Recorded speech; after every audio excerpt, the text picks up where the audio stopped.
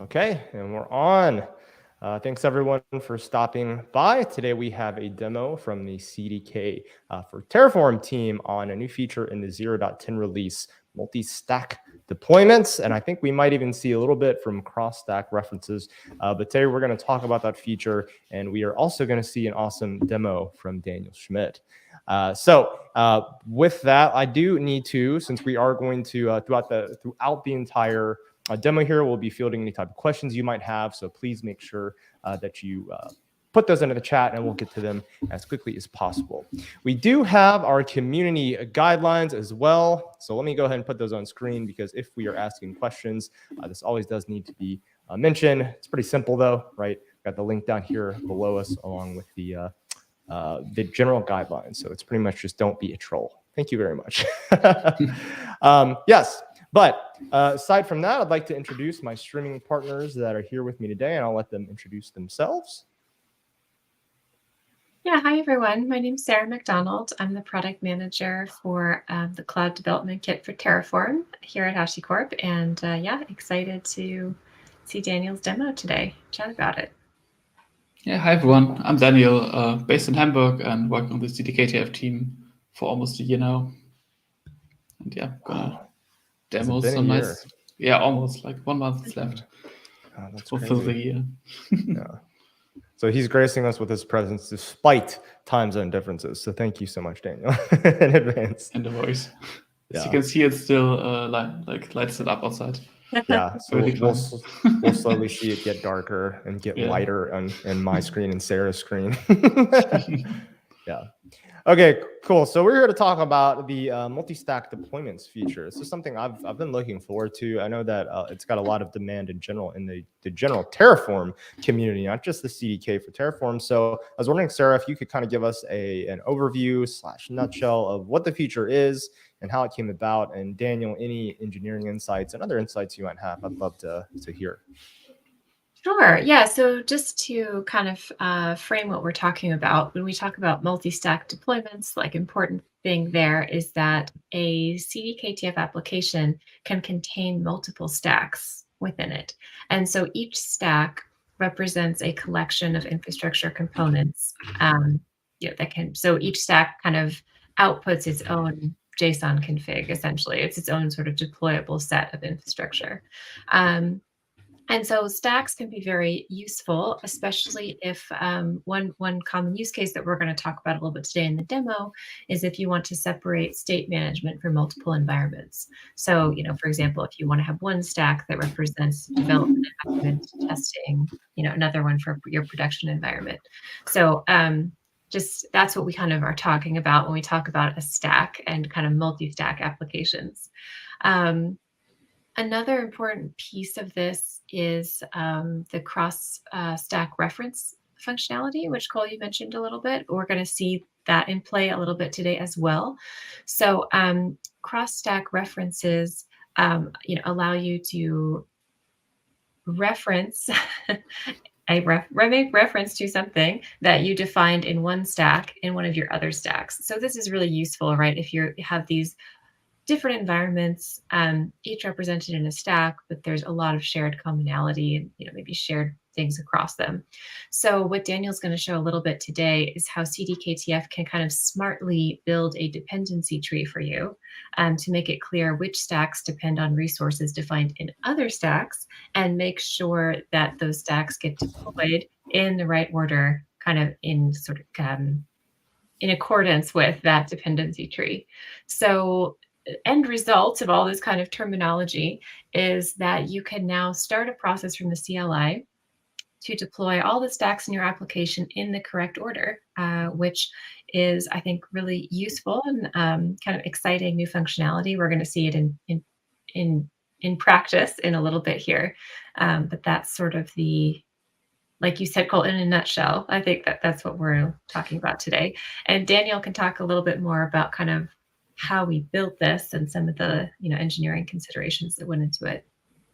Yeah, please. I'd love to hear your take on this long journey, Daniel. Yeah, it was definitely a long journey. So like the first thing we finished was in the last iteration cross-stack references, and what they basically do is like if you have a construct that you generate from a provider, for example, everything you can reference in this construct, like every attribute you have, everything you instantiate is under the hood a reference, and we like detect if this reference is instantiated in one stack and used in another one, even if you put it through like Terraform functions or do anything else, we kind of keep track of this original stack, and then we instantiate a dependency between these two stacks. The like the stack that hosts the information has a Terraform output created, and the other one that uses the information uses Terraform remote state, depending on the backend you're using on the original stack, to access the data. So stuff that you would normally do in Terraform, and you would kind of have to keep track which output do I have, which reference do I, like how do I reference it, and if you line that stuff, and if the backend changes, you have to change it on the other side as well, and so on.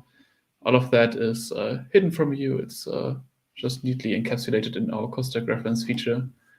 But when we're done, we notice it's kind of annoying, right? Because you can see in like the manifest what order they should like work in, because you have the dependencies, but because our CDKTF CLI only deployed or destroyed or got outputs for like one singular stack, you had to kind of write like 5 CDKTF deploys in a row, and yeah, that was kind of unmanageable and not as fast as possible, because like you would execute one after another and not all side by side if possible, and so on. And a lot of considerations on when do I want to stop the entire process, when do I want to like approve and disapprove a singular stack. All of this nuance would be on you to write in your shell scripts, and that's not the UX we aim for. Yeah. Bringing your own glue, in other words, to make this stuff happen, right? Yeah, exactly. Yeah. So I do want to bring up a question we had from the chat here. The dependency is auto-generated. This question came up while you were speaking, Sarah. Do you know what he's referring to specifically? And if not, more clarification would. Yeah, I could take that one. So yeah, the reference is auto-generated if you use cross-stack references. You might have dependencies between two stacks that are not like where you don't have references, but it's like logical for you that they have to run one after another because of some concern you have.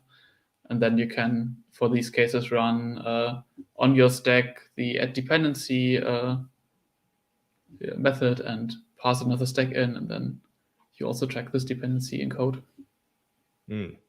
Gotcha. Nice. And if you need more elaboration, just put it in the chat, and we'll elaborate further.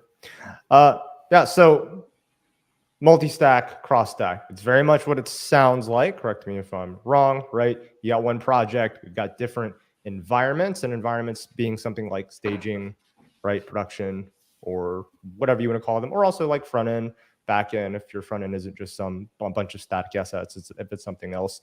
Not only can you have these in the same project, housed for your convenience, they can be dependent upon each other. So it's something that the CDK will track for you. And it sounds like when deployed, they can also be deployed in parallel to an extent. So you're not waiting on them sequentially if not need be, right? And then this is all just tracked for you. Yeah, exactly. Nice. So you're saying I don't need a massive make file. No, you can go ahead without learning the make syntax. Okay, if you haven't. Nice. So that's in a nut. Go ahead. One interesting thing, you can even use kind of glob patterns to match different stacks, and that's what we're going to see on the demo as well. So if a stack has this or that name, you can glob for it, and all of those are going to be deployed. That's cool. Nice. Well, Sarah, did you have any more thoughts on our nutshell conversation here? No, I think that actually this will probably come into focus for folks once we start walking through the demo. I think Daniel's put together a pretty relatable use case to illustrate this. So yeah, perfect. Yeah. So let's go ahead and hop into that. And throughout the thing, if we get any questions about a specific part, I'll probably hop in and interrupt. But Sarah and Daniel, before we hop into the demo, could you two walk us through just sort of a 50,000 foot of what we're going to be seeing? Just so, if we get lost or someone steps away and comes back, they've got the compass there. Yeah, sure. So we try to write we have a serverless end-to-end example where we show all the default use cases of like a serverless deployment of an application. It's kind of a Twitter clone where you can post messages and have like a message board. Very simple thing, but like interesting from the deployment pattern because you have a API, which is like a backend and a front end that needs to be deployed. And in this demo, we kind of simulate having a development stage where maybe different users deploy the development application side by side. And then you have like a staging environment for like testers to access and to see if everything works. And then you have a production environment, and we wanted to make sure to also show that use case. We have a production environment across different regions. So we spread out, I think, I forgot 5 regions or something. So it's going to be deployed on 5 different regions at the same time. Wow, nice. So Twitter clone, one code base deploys against 3 different environments, and when it hits that production one, it's going to deploy differently. Yeah, exactly. Sweet. All right. Well, you ready for your screen to be shown to the world? Definitely. All right. So we're going to hop into the demo here. I think the font size looks good. Love the theme. And chat, if at any point you have questions, or if you want something revisited, or perhaps you want the font size bumped or whatever, just let me know, and I'll pass it along to Daniel. Okay. Yeah, so for the this example, we won't go too much into detail what is actually deployed. TLDR, it's like a Lambda function and a S3 bucket and a CloudForm front end. But that's not of concern for this demo. We just want to show you like the deployment patterns here. So we have different environments, development, staging, production is mentioned. We have a user, the region, and we have this front-end stack as our first stack with the AWS provider and a pass-down region. And it needs to get an API endpoint. And we have this post stack, which is our backend, and it exposes this post construct, which encapsulates the post API. And then we wrote this little helper function here that creates one implementation of this application. So the front end and the backend stack together. So we can show you can see here that we create the post stack, and we pass the endpoint of the post stack to the front end. Now I built some little small helper here to make it a bit easier to have different, to have a concise naming schema. So we have like the environment, development, and then we have the component names, these are posts or front end. And then we have the region as the last part if a region is passed. And if we have a user that's also passed down. So the idea here behind this CDKTF user environment variable is if we prefix every of our, if we want to prefix our constructs anyways, because we want to be able to deploy development and staging in the same environment without any names clashing. So we thought, if we prefix it by like a username that we can pass in the development environment, that will make it easy. Like if Sarah wants to deploy her version and I know Ansgar or someone else wants to deploy his version, we all 3 can deploy it with a different environment variable and have like our version there for our development workflows. So that's the pattern that we used quite a bit when we collaborated on a bigger application together in the past. Yeah, and then we kind of define these message boards. So with development here, we deploy staging, for example, in 2 regions, EU Central 1 and EU East 1. And then we have production in all of these regions. And That's from the CDKTF code, basically, what it looks like. Nice. I have a question, Daniel. Yeah. Yeah. So really interesting. So the main meat of this is this create message board that's going to go through and create different stacks, right? That consist of infrastructure components, and exactly. Yep. And then based on what we pass in as this environment name, so it looks like the first parameter on your create message board. Yeah, the environment depends upon where that's going to get created, right? Yeah, environment determines the name of the stack, and then yeah, the region is like where the stack is initiated. Nice. That's nice, sweet. It's a very convenient helper, and it really shows how you bring in TypeScript in this case, so programming language, and you just get a lot more. Well, you get all the control flow goodies that come with it. Sweet. Yeah, exactly. If it would be even nicer, like if we had like a big application with like 20 stacks that need to be coordinated and have like all their cross-stack references like passed to each other, that would be even more visible. But even here, you see how declutters everything and how also like a nice organization pattern, and we can just I don't know, if we want to have a different region, we can just add one of those or remove one of those, and we are sure we deploy like one concise thing. Sweet.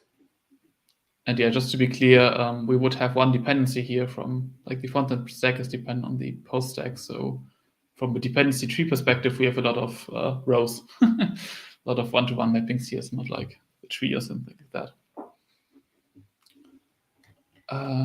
Yeah. Do you want to see how it's deployed? Yeah, totally. Okay. So we're going to use the CDKTF deploy command. We're going to deploy the development environment with auto-approve, just because it's kind of nice in development. You want to have like fast iterations and so on. And then we pass like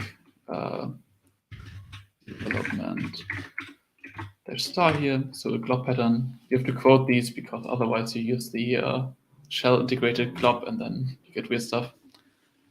And oh, goddammit. I had that for last week. I don't know why. But it goes away if I install this here again. And I fix my setup. It's not a demo unless that happens, right?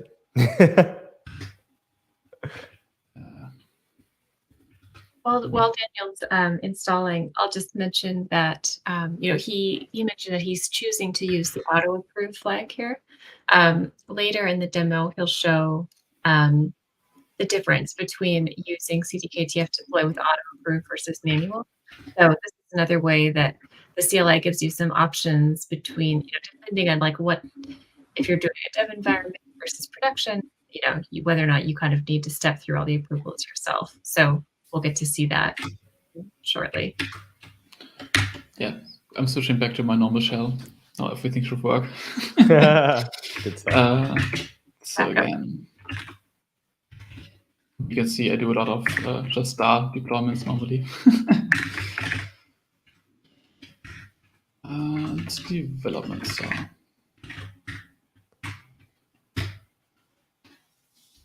Yeah, so first it obviously needs to synthesize the types of code into valid Terraform JSON so that we can like run anything on it.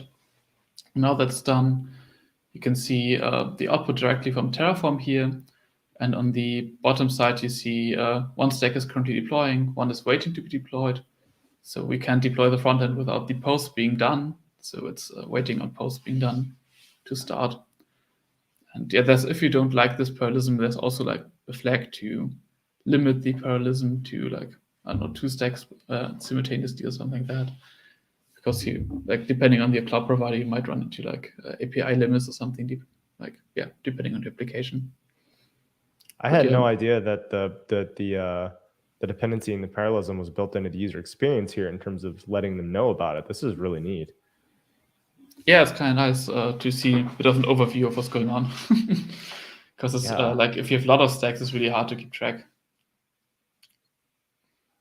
And one interesting thing maybe you can see here, for example, these parentheses frontend /CF. that shows you that in the first part here, obviously, is the stack we're in. So we're in the development frontend stack. And here's a construct named frontend, and that has a construct named CF, and that is this one here.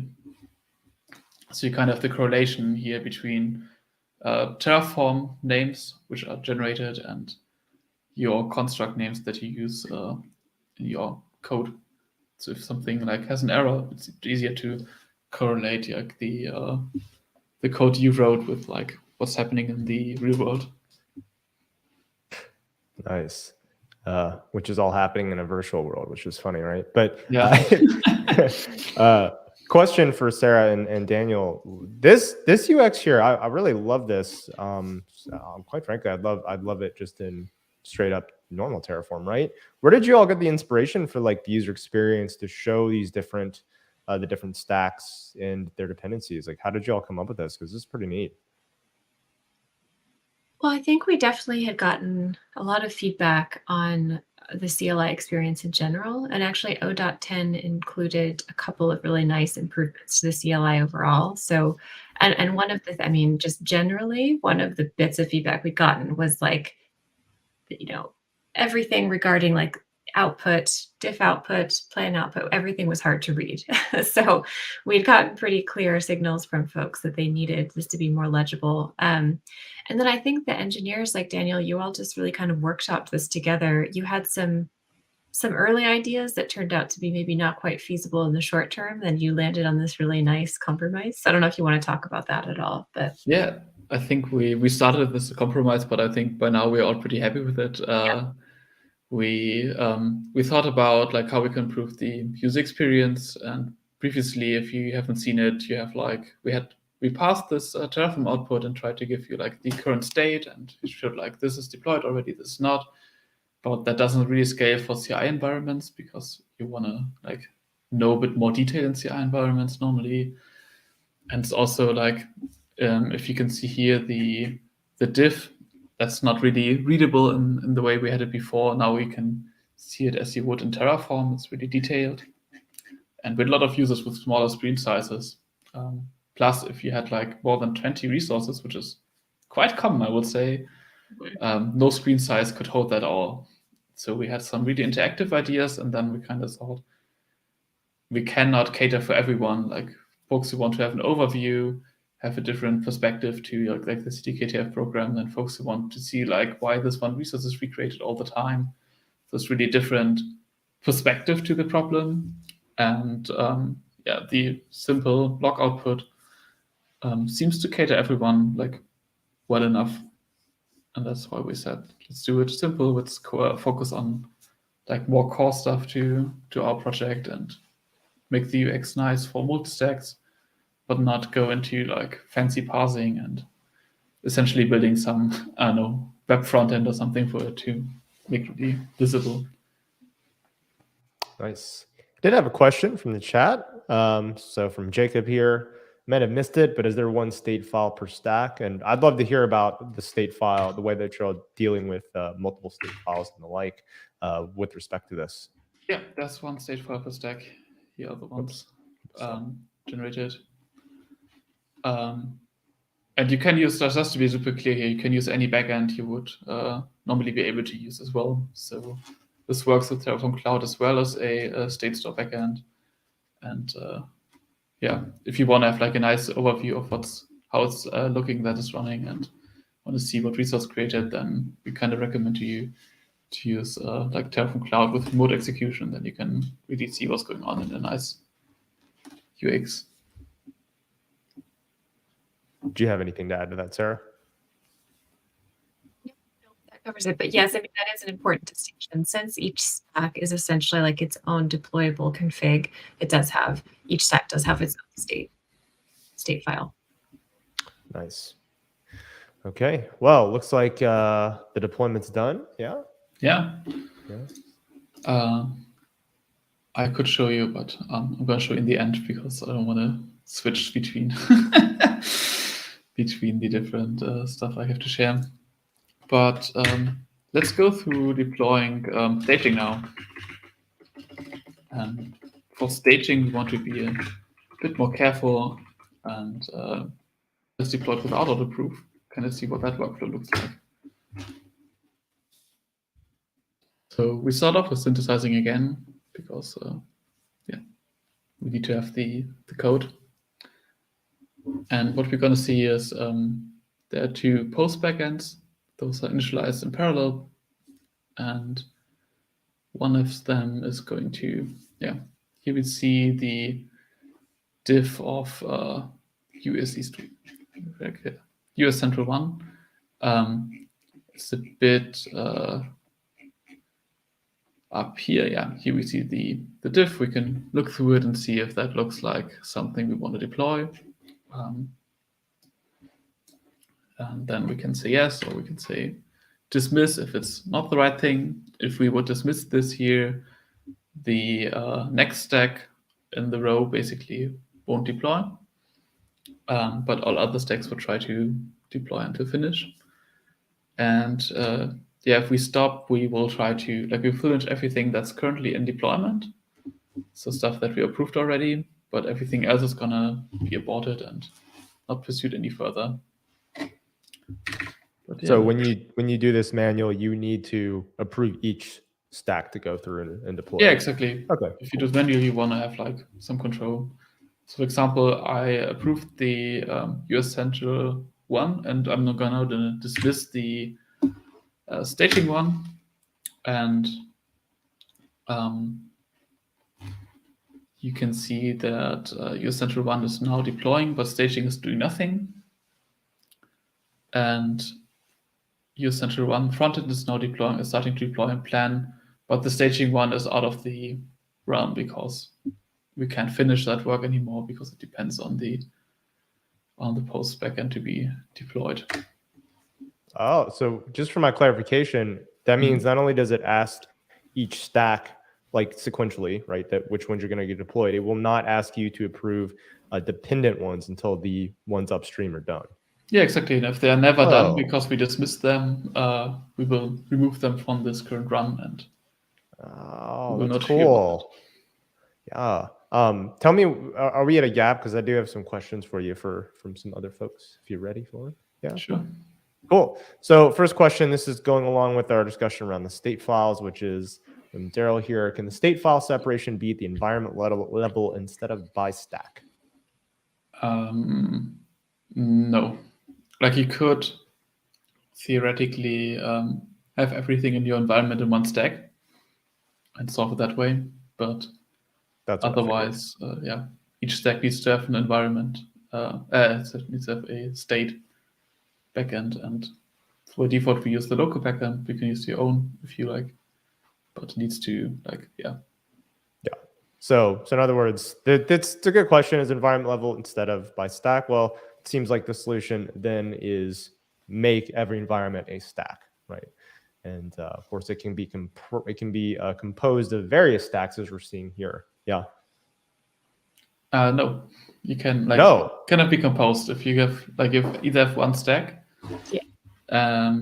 That each stack has a backend. So if you try to compose it by different stacks, you would have different backends in the end. Yeah. Apologies. I think I meant constructs. Correct. Yeah, constructs. You can use constructs and refactor it in from programmatic perspective and code organization perspective. But if you want to have different stacks or need to have different stacks because you have there's some reasons you have to move two things in different stacks where providers might not be able to run their plan because something else is not being deployed beforehand and so on. So in these cases, you have no chance to have it in the same state. Yeah. Do you have anything to add to that, Sarah? No. So just for my own clarification, then, say if I have a production and a staging or dev and staging stack, here we have this staging environment, and by environment I don't mean a literal environment in any senses of shell or whatever, just what we define as staging, and it has the staging front end and it also has the staging back end. So two different stacks. Yes. Yeah, exactly. Gotcha. Cool. So hopefully this kind of goes into the question that Even though this isn't a direct yes to this question, you can still create this type of management using CDK for Terraform. Yeah, it's sort of how you conceptualize things within the application. Yeah, perfect. So next question, is the diff, because you touched on that, Daniel, the same as the Kubernetes Helm diff? I'm not sure what Helm diff shows you, to be honest. Yeah. Does anyone know? Yeah, I'm at a loss too. And if anyone can elaborate on perhaps what maybe if you can elaborate on what information you're looking for in the diff that you would like to see in there, maybe we can go into that. But I'll wait for the follow-up there.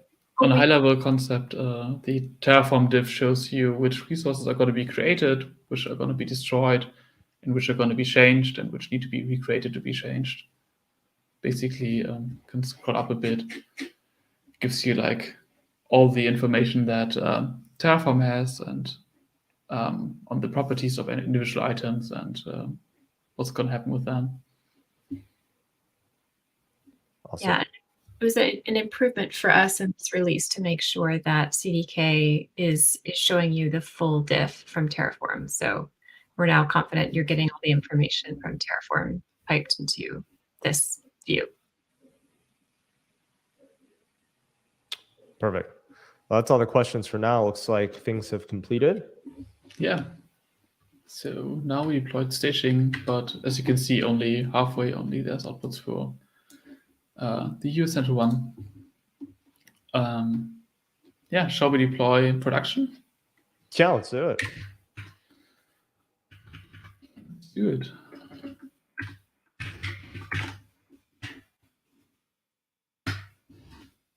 It's going to be way more parallelized than what we've seen before. That's what I do. And if I'm remembering your code, this is where we're getting into like multi-region. Yeah, exactly. There's going to be a lot. Yeah.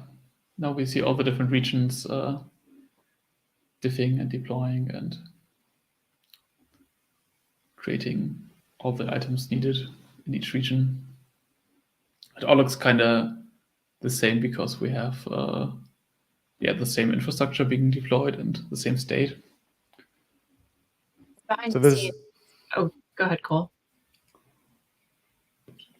I was going to say, Daniel, behind the scenes, CDKTF is also figuring out the order of deployments, right? And so we're seeing, there's a lot more dependencies here than what we saw before. Yeah, you can see, for example, in US West 2 seems to be a bit slower than, for example, SA East 1. So here's still some logs from the backend deployment, whereas here in the US East 1 or SA East 1, you see already the front-end deployment starting. So as soon as possible, we start everything that can be run. And try to give you like the fastest deployment time possible by default.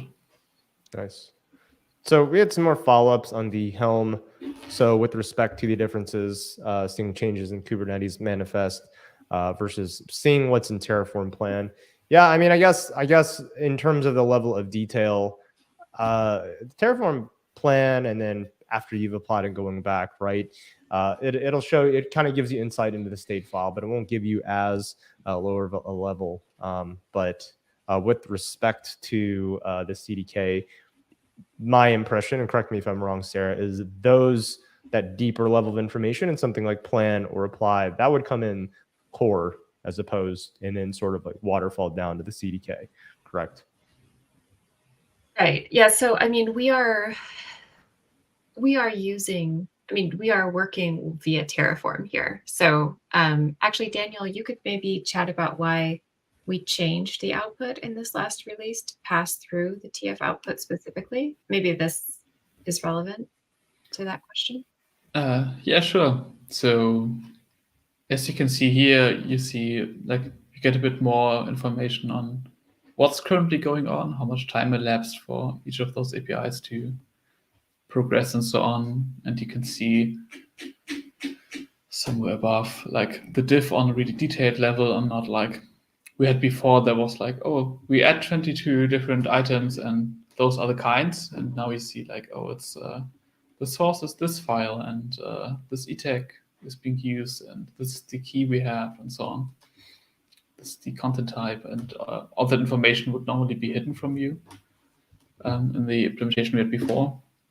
So now it's a bit clearer what's happening behind the scenes and a bit more transparent to the user where we are in our journey of deployment. And if you would write your Kubernetes configuration via the Kubernetes provider, you would also see like on the on an item level, on a like pod level and so on, whatever you deploy with Kubernetes and whatever you specify, you would see on that level the difference as well.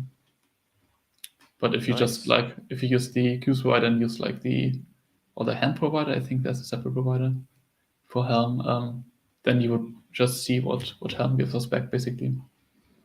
So maybe a bit less detail. And here we can see whoa, nice. Everything has been deployed. It's nice to be able to see, the endpoints there, and it's really nice to see that list view there. Yeah, we can also kind of take a look at all the different front ends. So we have the output command. I always forget what the option is called. Output file. Oh, cool. So we can also put this in like an output JSON file and get all the outputs that we specified on all these different levels. It's going to synthesize again and then run Terraform output on each of the stacks that we have now across all environments because they're all deployed. And oh, nice. We can take a look at the JSON. We see like on each stack level, we see the different outputs that there are. And you can see here, for example, US East 1 and staging is the one we stopped. We just missed the reviews was not deployed and we have no outputs, but all others have their respective ones. Nice. So this is something that this is better, far better than going through each individual stack, running Terraform output yourself. This also gives you an artifact that you can either use to read over and or pass around for more validation, or perhaps pipe into something else if you want to use the values. That's pretty neat. And you could have used the output file flag as well on the deploy command. I just didn't specify it, and it would have written that thing as well. Nice. And if you have like constructs which are a bit deeper nested, you also have like a deeper nested structure here where you can like find by construct name basically which item you have. Wow, that is slick. That makes it really nice for like programmatic usage. If you can have like follow-up steps and use your iPipeline, then you can use that file as an input and work with that. Wow. So, I mean, this is just showing that a lot of the thought in terms of this feature went beyond just getting the deploy part done, but also even, the CI/CD, having these type of artifacts available to work into your pipeline. That's really cool.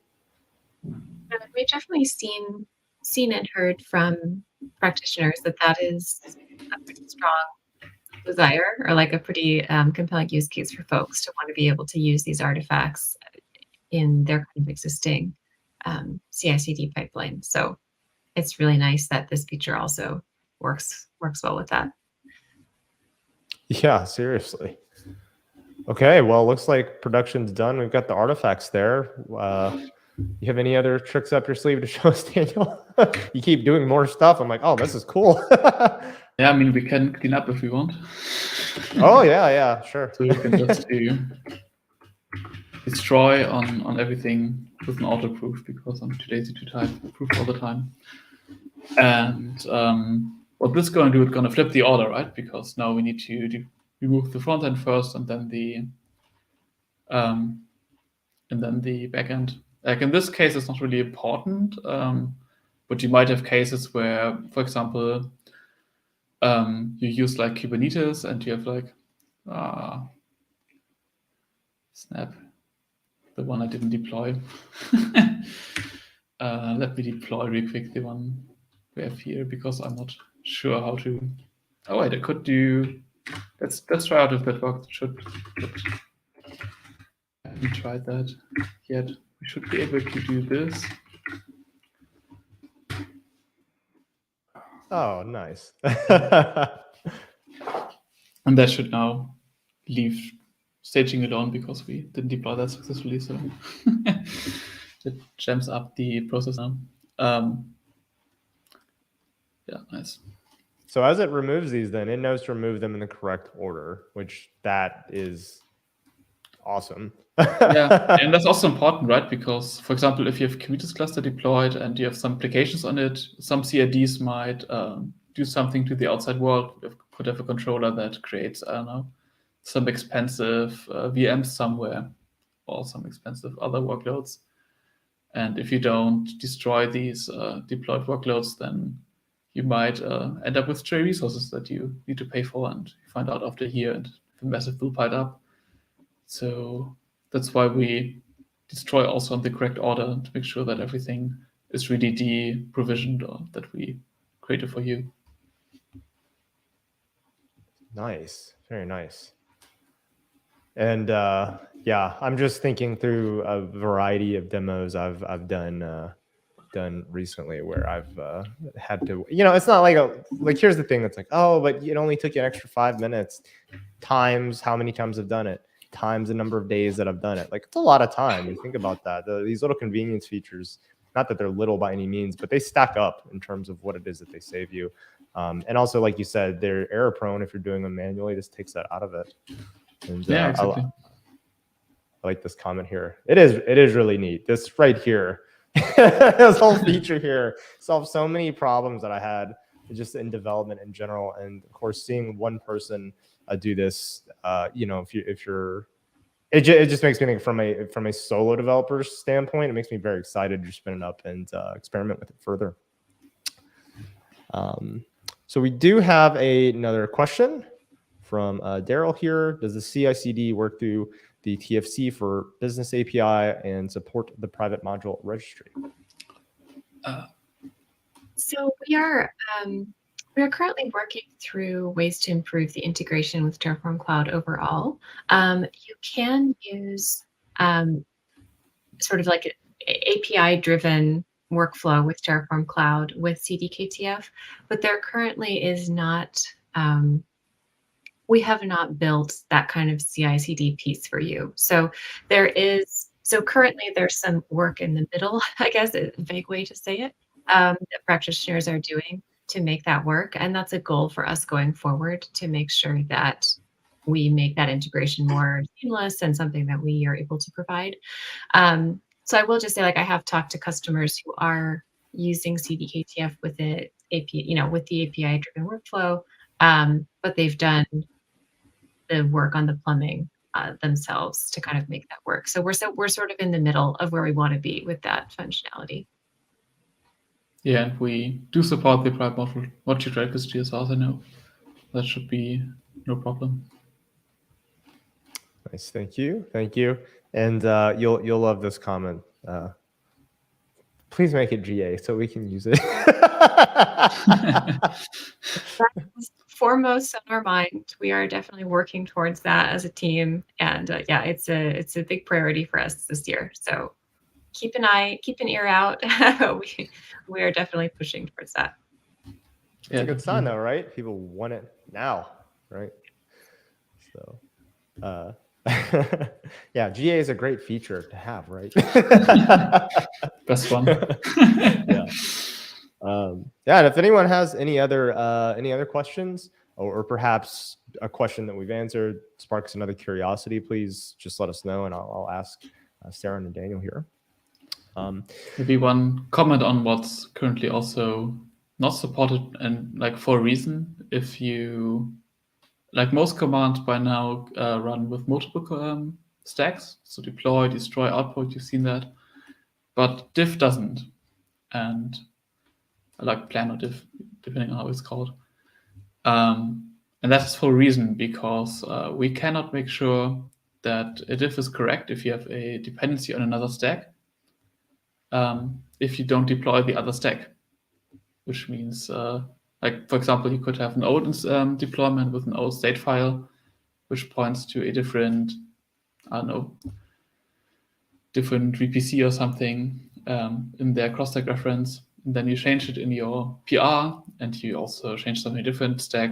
And if we would now diff all the stacks, you would likely either get an error because the new VPC is not there yet, or you would, what's even worse, get no error and see like, oh, nothing changes, but actually everything changes because the underlying VPC changes and our stack doesn't know about it. And yeah, that's really like one of the tougher problems we are facing and trying to find a good solution for, because for multi-stacks, you kind of have to gradually roll out your your work if you want to have like the control of looking at the diff in detail. Regardless, though, the management system that y'all have in place here is an incredible foundation, and it solves a lot of the problems that especially if I want to just stay in Terraform lands. Yeah, it really depends on how much control you want to have. If you trust your automation and are fine with that, then you can also do with auto-proof and all that works, and there's no problem. But if you have a deeper look, then probably some manual rollout is a nicer way to look at it. Just because the diff is harder to do, or not impossible. Like not hard, it's impossible without actually deploying something. Nice. All right, looks like it's all destroyed. All of your hard work is gone, but it's only a command away from being back up. But do you have anything else in the demo here, Daniel? No, that's it. Oh man, what a great demo! Thank you so much, Daniel, for doing all the work, and Sarah for helping get it prepped and all the ideas and stuff that went behind it. But for those who maybe are just tuning in, what you just saw is in a singular CDK for Terraform project. We had a backend and a front end, so a Twitter clone application, and with very much ease deployed separate stacks to different environments. If you are doing any type of DevOps software development, you encounter this problem almost any time you set up a greenfield project, right? You've got where you're working on it, where you want to test it, where you want to deploy it, and under each of those umbrellas, you've got a ton of other infrastructure grouped components, and you want to control the flow by which those are deployed, updated, and destroyed. Well, this is right here. This is all right here in the CDK for Terraform, so definitely check it out. All right, so I think that was a pretty good summary. Please add anything else that I missed there, Sarah and Daniel, that you would like to follow up on. No, I think that was a great summary. Yeah, Daniel, thanks for showing us this new feature in action. I guess I'd just add, CDK for Terraform supports several programming languages. So Daniel was showing us this in TypeScript today. You can also work with Python, Java, C#, and Go has experimental support from the underlying AWS library. So lots of different ways to play around. And I think we've included in the stream links, Cole, like a link to some getting started materials. So if you're just new to the project, check those out. We have some tutorials to help people get started. And thanks, Daniel, for the great work here today. If you want to check out how it looks like and how it works, we also have that, I think, somewhere. Right, that repo. Posted. Yes, we also posted the link to the repo. That's a great call out. So if you want to dig in and see how this is defined in the TypeScript code, you can check that out. And I'm currently pasting all of these links in the chat. Awesome. Why I have grown silent, but yeah. And shout out to Ansgar, who built the original demo of that. I just pieced it together to have a more specific demo for today. But he built the hard work of building the serverless example. Oh, nice. Yeah. That was great. Yeah, it's really nice to see this, and what I think is a pretty relatable real world example. Yeah. Standing on the shoulders of Ansgar, but also Sarah and Daniel. Always. Nice. Okay, well, that brings us to the end here. If you have any questions at all that maybe you didn't feel like putting in the chat, or maybe you just want to take to a one-on-one conversation, please reach out to either myself, Sarah, or Daniel. Many of us can get back to you. There's also the GitHub repo itself, the demo one. There's also the CDK for Terraform GitHub repo, which I can grab for us real quick, not quip. So I will just drop that in the chat here. And so there's always issues there. And that's a great, all of these places, all of these approaches are a great way to get in contact with us. I've also posted some other links. Again, if you are looking to get started with the CDK for Terraform, check out the Learn tutorials and the docs. And then, of course, to get this great demo in place, which can be a great starting point to experiment, do some code, see right from the source here, right from the team that's built it. Check it out and dig through it, play around with it, tweak it, and you'll probably learn something. Well, you will learn something. And I'm going to just post the CDKTF GitHub repo right here in the chat. But all of this is being recorded, and it will be up on YouTube with chapter markers and all of the resources. So be sure to, if you liked it, right, be sure to tell your friends, have them tell their friends, because this is going to solve a lot of problems. Okay. Any other thoughts, Sarah and Daniel? No, thanks everyone for joining. Yeah, nothing to add. Thank you everyone for stopping by, and until the next CDKTF release. See ya. See ya.